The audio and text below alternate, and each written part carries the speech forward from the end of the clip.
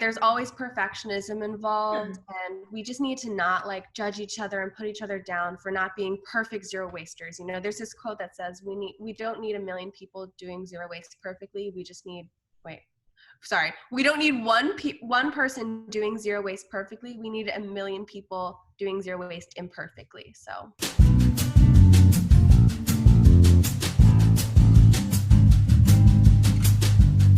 So welcome to the Tea on Live. I'm Jazmin, Kylene, and on this show, we like to sip tea and talk about things, preferably things that matter. So today falls right in line with that. This show is in collaboration with Well World TV, a modern TV network sharing inspirational and educational content. So we're going to be going live every Sunday at noon on their Facebook page, so make sure to be following that. And without further ado, I thought since the 22nd is Earth Day, that today would be a very special day to talk about our relationship with the earth and how to really cultivate a conscious way of living.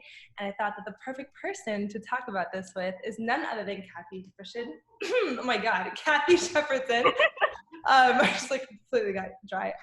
And so you, above all else, are just like a pioneer in the environmental and eco-living world. You own a conscious space, you are into sustainability, herbalism, low-waste lifestyle, and permaculture. And you can just learn so much just by like going on your Instagram, I want to say. Thank you. But introduce yourself and tell us a little bit about how you got into that. Yeah, hello, I'm Cathy Shepardson. How did I get into this world? I don't even know where to begin, but basically it started in college, I think. So I was a marketing major for 3.5 years of my 4 years in college. And I was going to these finance classes, these accounting classes with dirt covered jeans from gardening with my friends. And I was always a part of these groups, like permaculture groups, and I would garden on the weekends, and I'd be making my own products, making my own deodorant, my toothpaste and all that stuff. And I didn't bridge the gap between the environment. Like I was living between the worlds of like the corporate environment and the green culture, environmentalism. And I didn't bridge the gap, and I didn't like know how to incorporate the two for a career until I realized that there was this program called Integrated Studies, which basically allowed me to pick whatever classes I wanted. So I took like yoga classes, I took like classes in spirituality and permaculture. And that was when I realized like, whoa, I can actually spend my life doing this and survive in this world doing the things that I love. And once I made that connection, everything just changed, and I started living like fully in my heart space and just doing what I love. In your purpose, above all else, you can tell you're very in your purpose. Yeah. And it fuels me. I love it. So absolutely, yeah. And you're making a huge difference. And I hope that this conversation as well will make a difference in allowing people to be more aware and more conscious of just their footprint and how we can live in a more just aware state when it comes to our earth and our environment. So the very first thing that I want to bring up in this conversation, and the reason why I want to bring this up is because just to note, in case you're watching this in the future, right now we are in quarantine. We're in a really specific situation. And while there's been obviously a lot of downsides to it, I think a huge upside is that there's been a lot of healing going on. Inwardly, I think for us in the stillness, as well as outside. I think that, air pollution is going down. A lot of there are cities all over the world that are seeing their waters and their streets and everything in the most pristine conditions that they've seen in so long. And so I think it's important, and it brings up the idea of how our own healing can really coincide with the earth's healing. And I know there's a lot of ideas about if you want more grounding in your life, to walk outside barefoot and, earthing and stuff like that. So did you have any opinion or any viewpoint on how just the spiritual meaning behind being a conscious person when it comes to our environment? Right. I think there's no separation between us and nature. So it's no wonder that while we're doing all this inner work right now, the earth is healing so much. And that looks messy sometimes, and it's hard, and we're faced with the guilt that comes with not being productive, so we're just working through so much. There's no separation. Right. I And love it's that you said just it's such not. a beautiful time in history for Earth. Like nothing will be the same. We will come out so changed Yeah. and so ready to take on the outdoors, the new world that we'll be stepping into. Oh, totally. Absolutely. And the thing about that is that I'm hoping that when we do reintegrate, which is, it leads me perfectly to the next question. I hope that we can bring along a lot of like this relationship that we've gained with nature where we're able to respect it and give it its time, and not as many cars are on the road, and Right. going on more walks and riding our bikes more. So what do you think are some steps that we can take to cultivate some of the healing that we've been able to give Mother Earth during this time? Yeah, some things that we can bring with us. I mean, in order to bring it with us, we have to be doing it now. So now is the time to be like grinding and doing those things that we put off for success and productivity. Mhm. So like meditations, it starts within, and Yeah. doing things to connect us to the earth, like foraging for plants, learning about what plants grow in your environment, plant medicine during this time. For my shop, I have been making so many tinctures and infusions, plant medicine to help heal people and boost their immunity. You know, Yes. plants over pills and fermentations. I just filmed a fermentation video, and it empowers people to use what's growing locally. So locavorism, help them use what's growing to heal their bodies. There are Mhm. just so many ways, and it all starts with earth connection. So many Absolutely. things. Yeah. I even saw you have like natural hand sanitizer and stuff, right? Yes, I do. And that's actually made by a local in the community. I love to support locals. And during this time, a lot of people lost their jobs. And so the shop has been able to support people and get their products out there and help pay their rent and all those things, All the little things that you all need to the do little in your things life. of this Yeah. world. Totally. What are some, because you talked about plant medicine, and I'm huge on that as well, because I think people really are lenient on like going to like pharmaceutical drugs and stuff when maybe a certain kind of tea or a certain kind of herbal remedy can do have the same Right, effect, if not better. What right, is like one easy one that someone may be able to put together within like right. So it depends on your region, but for Florida viewers, Biden's alba, it's actually the face of Roundup as the weed to kill, which is so ironic because it is one of the most powerful plant medicines, and it's also known as nature's penicillin. And I just mailed out several of those. It is incredible for immune boosting. It's this little white flower with the yellow inside, and it grows all over the sidewalks and the cracks. It grows anywhere. It is so resilient. It's a pioneer plant, and it's just so incredible. So if anyone, wants to get started with medicine, Biden's alba or Spanish needle is one I would really encourage you to look into. Totally. Wow. And it's crazy that you said that it's like the number one like weed, like we're getting rid of it when it's like the earth is Right, supplying us with it. right. So insane.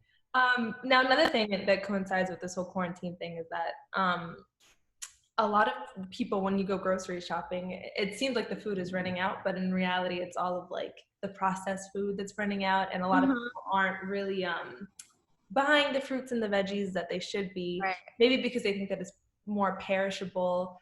So do you have maybe any tips and tricks for how to preserve our foods that maybe aren't processed that we still want to, Right. doing? Right. Yeah, I think people are scared of produce, first of all, because it's bare and it's not packaged.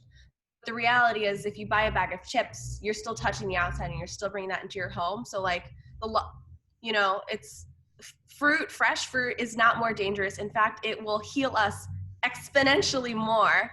But yeah, food preservation methods. I actually did a post, food preservation methods during COVID-19, and I talk all about fermentations, drying herbs and drying veggies. It saves like 90+% of the nutrients. So you can dehydrate things, we can ferment things. Fermentation is one of the oldest methods of food preservation, and all you need is water, salt, a jar, and the food. So it's so cost effective. Literally anybody can do it. Right. And those are my two favorite methods of food preservation. And if you're worried about like nutrient intake, if for whatever reason you can't afford fresh food, you don't have access to fresh food and processed food is all you need, I got into dumpster diving, and you wouldn't believe how much food waste, 2/3 of the food waste in the US is tossed out. And my friends are dumpster diving right now, coming up with like 50 pounds of bananas in the dumpster. Oh my God. Insane. And I'm like living off of bananas. If I saw a banana, Yeah. I would just spiral. Yeah. So dumpster diving is an unconventional method, but the other method is making concentrated plant medicines like tinctures. You can get so much nutrients within a dropper, and all you need is 80 to 100 proof vodka or rum, and you just soak dried veggies in a jar, and you just drop it under your tongue, and you get a lot of medicine from that without having to, it's very space and cost effective. Totally. Wow. I'm going to do those. Oh, thank you. That's so exciting. And there's like a different like feeling of gratification when you know that you put your love into it, Right. Yeah. So yeah, that's awesome. Now, obviously you live a very, I think as like low waste lifestyle as one could. Literally, exactly. I love that. And I'm curious to know, when you were morphing into this like new lifestyle, what was like maybe the most difficult thing that you weren't anticipating, and maybe what was easier than you thought it would be to integrate? I think the number one thing everyone struggles with is ridding yourself of possessions, like because it's detachment from safety, from comfort, from luxury, from all of these things we're taught are important and necessary if you're successful. So I had so much stuff, and it's taken me years, like, well, I wouldn't say 4 years, 3 years to slowly like get rid of stuff, clothes, memorabilia, letters, photographs, things from travels, so much stuff. But I donated like nearly all of my things to my friends, and it's so beautiful to like see them wearing my clothes and to see like things of my past on people. And I realized like it doesn't matter to me. Like in the moment, the possessions mean so much, maybe. But a year goes by or a few months goes by, and you're like, oh, I forgot I had that. We don't know. The majority of people don't even know what's under their bed or haven't looked at all the clothes in their closet. So like the possessions don't mean as much as the value we place on them. Absolutely. So I think freeing ourselves of possessions and detaching from that is probably the hardest thing, is just detachment in general. Absolutely. I do think I see a lot of people sort of attach their own value to their material possessions and let that, sort of dictate who they are as people, when in reality, there's such a weight lifted when you have a lighter load. Oh, good. Yeah. And do you feel like that connects you to Earth at all a little bit better? I think I have less things, and so I value nature. I want to go outside, and it was Easter just passed, and I was just thinking like all these kids going outside and like searching for plastic eggs, and the other week I was like digging for hours in the soil for sweet potatoes, and it was like, it brought me such joy, and I was like, wow, I wish I grew up doing that instead of searching for plastic eggs full of candy. Right. Totally. So you'll start that tradition, later on with your my kids are gonna be digging for sweet potatoes. Love that food. And what was easier that you didn't maybe anticipate being so easy? What was easier? Never know. I think I have a lot of fun making my own products, and I know that is not a popular opinion. Lots of people don't have the time and just aren't interested. I love experimenting and playing with things. So the easiest part was just like tapping into that creativity and that excitement. And it's just like, it became a hobby of mine and a passion project. So that was the easiest, like making my own things. And that was like the foundation of my store, because I was like, oh wow, I can make like everything in my bathroom and my kitchen. Oh, totally. Yeah. And there's just, like I said, there's something so gratifying about it. Yeah. Like, I love like getting a headache or something and like not even like looking for Advil and just like turning to like the herbal tea. It really is gratifying to know that like you're using what the earth is providing for you for that very same purpose. Yeah. So. And I think resources too, like I thought it would be so difficult, but I'm not one to turn away a challenge. But like I didn't have many. I was like the first in of my friends to get into this journey, so I kind of felt alone during this. But then once I started doing research online, I was like, holy crap! There's this entire community here to support me, here to offer me tools and tips and support. And huge. Yeah, absolutely. I And what's love crazy about it is that, yeah, it's growing more and more. And now the idea of, you know, low waste lifestyle is becoming, if anything, more commercialized, which I think has an immense amount of pros. But do you feel like maybe there's a misconception with what commercialized eco living looks like? Like, do you think it's just become entirely about like not using plastic straws as opposed to like more Right. deep-rooted things? Yeah, there has definitely been a trendiness. Mm-hmm. Like with all things, you know, it starts with a trend, but I think it's a good introduction. You know, it's introducing people who necessarily wouldn't have any interest at all. But I Right. think it's gotten to the point where, yeah, in the beginning it was all about straws, and it sparked in people's minds.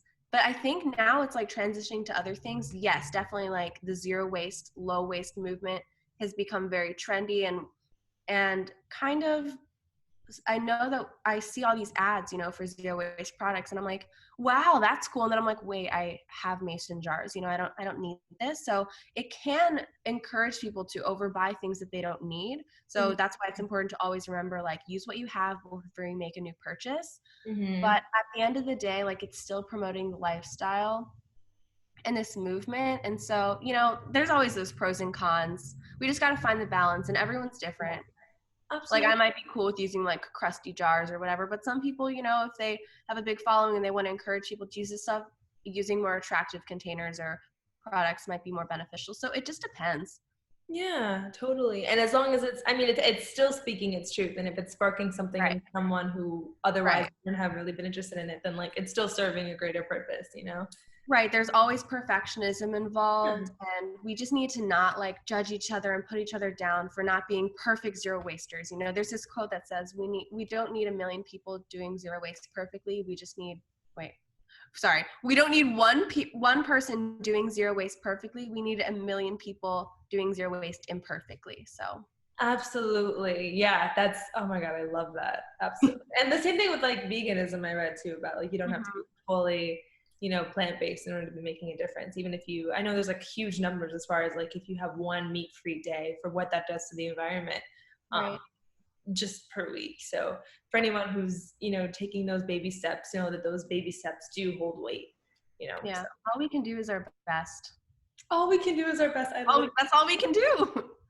I say that every morning. I'm like, you're doing your best, Jazmin, and Yeah. that's enough. Takes the pressure off, releases yourself of expectations and attachment. Period. That'll work. No, another thing that I wanted to ask is, what do you think people could be more mindful of in their day-to-day that makes a difference? Because like I know for myself, the more that I became aware of like little things that I was doing, the more I stopped it and realized that it made a huge difference. Like leaving the water running when I'm like brushing my teeth, or, you know, taking more mindful showers or stuff like that. What's something that you think people may not realize? Yeah, underneath it all, it's just having a mindfulness. Mindfulness is so important, and I think that there needs to be that foundation before you can even tackle all these bigger issues. So yeah, like when you're brushing your teeth, you know, as soon as you wake up, just like think about your day, every step of the day, and assess, like, how can I do better? How can I be more thoughtful, be more mindful, be more conscious? So yeah, like, don't run the water when you're brushing your teeth. Wash your clothes on hot. Composting is so important. Everyone needs to compost, and it's so easy. If you don't know how to compost, just toss that shit. Oh, sorry. No, Just it's fine. okay, toss your scraps outside. There's so many things, like when you leave your home, turn off your lights, turn off your fan, close your blinds. Oh my God, that's huge. Just there are so many ways. Yeah, and it's just like you said, it's all about just being more mindful and being more aware of like the little habits you use. Like I know I have this neighbor, because I live in a building, who like every time he's in the garage, he'll be talking on the phone in his car and he'll leave his car running. And I'm like, if you could just you just turn it off, it makes a big difference. Yeah. And another thing would be that I think, if anything, this quarantine has taught us that we can get to a lot of places without using our cars. If you are privileged enough to be in a place where you can do that. But I've seen so many people, you know, riding their bikes to the store or walking. And I don't know, just being more mindful of your carbon footprint. Definitely. I would Yeah, I recommend. started carbon offsetting.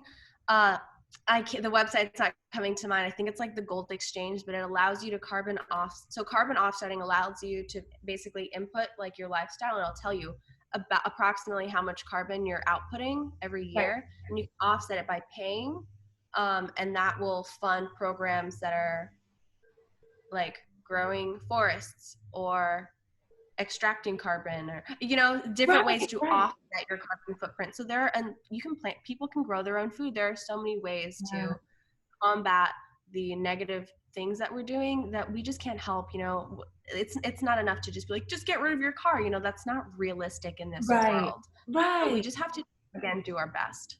Yeah, that's huge. And thank you for bringing that up, because there are a lot of things that it's like you do have to put into a realistic perspective. And like, while, riding your bike to work may not be realistic, you know, Right. offsetting your carbon footprint by something like that. Because I read people do that as well for like if they're going to go on a trip, they'll see, the impact that like that flight will have, and they'll offset it that way, which is, it's a beautiful tool. So thank you for bringing that up. Um, Now, are there just any last things that you want to say about honoring Mother Earth, Mother Earth? Because I just, I don't know. I'm one like piece of light out of this whole thing is that on this Earth Day this year, we can see like a brighter sky, and we can know that our waters are bluer than ever. And I don't know. I get healing from knowing that the Earth is healing. So, is there any last things that you want to say on it? Yeah, I think the foundation of it all is just caring. We can't change if we don't care. We won't want to change if we don't care. And I think that's why all these documentaries are so impactful. It's because they make you feel. They make you feel for the earth. So I Yeah. think like we need to first develop that personal connection. And that Right. looks so different for so many people. For some, that's getting your hands in the soil. For some, that's going on a walk in nature or picking fruit off of a tree. Like, just get out and experience things and just Absolutely. keep trying. Some people just don't care, and that's okay. Like, just keep trying. Just get Absolutely. out there. Get Yeah, your feet dirty. yeah, exactly. I think that, like you said, developing your connection with Earth, it has a huge impact and will be a catalyst in the way that you live your life in a more mindful manner. And so, yeah, Yeah. and if you don't feel that way, maybe opting to have dinner outside instead of inside, and like just spending more Yeah. time in nature. And if you're lucky enough to live in Florida, it's very easy because it's just, Yeah. you want to be outside when you're here. Um, Yeah. Your perspective, just changing your perspective and showing gratitude. Gratitude at the forefront of it all. Yeah, we need to treat her better. We really do. Yeah. But thank you so much for being with me for this Thank you for conversation. having me. Oh, absolutely. You've spread such a light, and you continue to do that with your work. Is there anything that you want to plug? Any like social media handles that you want to promote? Yeah, you can check out my Instagram for zero waste tips and locavorism, herbalism, permaculture, all that good stuff at Cathy Shepardson with a C. I also have a YouTube channel. You can find all that stuff within my Instagram. Yeah. Awesome, totally. I'll put the names right there. And Okay. thank you for tuning in. Make sure to like Well World TV on Facebook and go on their website as well to get more conscious content. Or you can go on lalilaluna.tv for more of my personal content. Thank you so much, Cathy. Thank you so much Thank to you so you. much for having me. Absolutely. And that's it.